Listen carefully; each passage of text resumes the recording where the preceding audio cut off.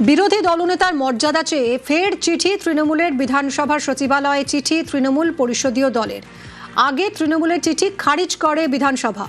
পরিষদীয় দলের রেজলিউশন উল্লেখ করে চিঠি চাওয়া হয়, সেই মতো চিঠি জমা দিল তৃণমূল। বিরোধী দলনেতার মর্যাদা চেয়ে ফের চিঠি দিল তৃণমূল কংগ্রেস। বিধানসভার সচিবালয়ে চিঠি তৃণমূল পরিষদীয় দলের। এর আগে তৃণমূলের চিঠি খারিজ হয়ে যায় বিধানসভায়। পরিষদীয় দলের রেজলিউশন উল্লেখ করে চিঠি চাওয়া হয়, সেই মতো চিঠি জমা তৃণমূলের।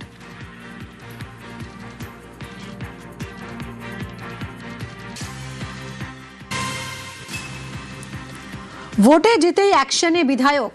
বরানগরের উন্নয়নে নজর সজল ঘোষের। সাংসদ এবং কাউন্সিলরদের নিয়ে বৈঠক সজল ঘোষের।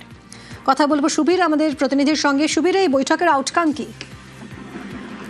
দেখো, নির্বাচনে জয়ী হওয়ার পর এই প্রথম বরানগর বিধানসভার বিধায়ক সজল ঘোষ তিনি কিন্তু উন্নয়নে জোর দিয়েছেন এবং তোমাকে জানিয়ে রাখি বরানগর পৌরসভায় সাংসদ সৌগত রায়কে নিয়ে বিভিন্ন ওয়ার্ডের কাউন্সিলরদের সঙ্গে কিন্তু তিনি পুরো বৈঠক করেন এবং পুরো বোর্ডের মিটিং এ তিনি পরিষ্কারভাবে জানিয়ে দিয়েছেন যে বরানগরের কি কি কাজ হয়নি এবং কি কি কাজ বাকি রয়েছে সেদিকে যেমন নজর দেওয়া হবে, পাশাপাশি মানুষের যাতে কোনো রকম কোনো ভোগান্তি না হয়, মানুষ যাতে সুষ্ঠুভাবে বরানগর পৌরসভার যে পরিষেবা সেই পরিষেবা বঞ্চিত না হয় বা সুষ্ঠুভাবে পরিষেবা পায় সেদিকে কিন্তু একদম নজর রাখতে হবে, এমনটাই কিন্তু কাউন্সিলরদের একদম পরিষ্কারভাবে নির্দেশ দিয়েছেন বিধায়ক সজল ঘোষ।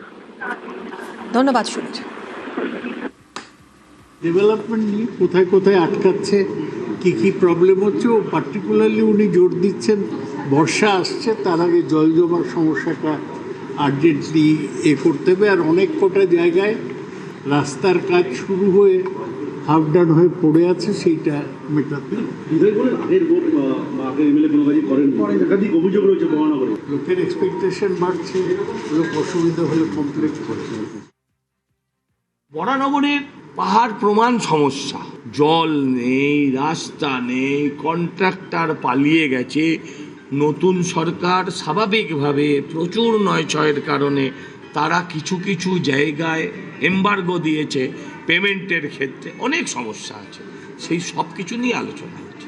এতদিন তো যে বোর্ড ছিল, সেই বোর্ড কি করেছে? কিছু করলে 3 ঘন্টার মিটিং করতে হতো না, কিছু করলে সাংসদকে ডাকতে হতো না, এমএলএকেও আসতে হতো, কারণ এমএলএর কাজ নয় এগুলো, কিন্তু আমাকে সেই কাজগুলোই করতে হবে।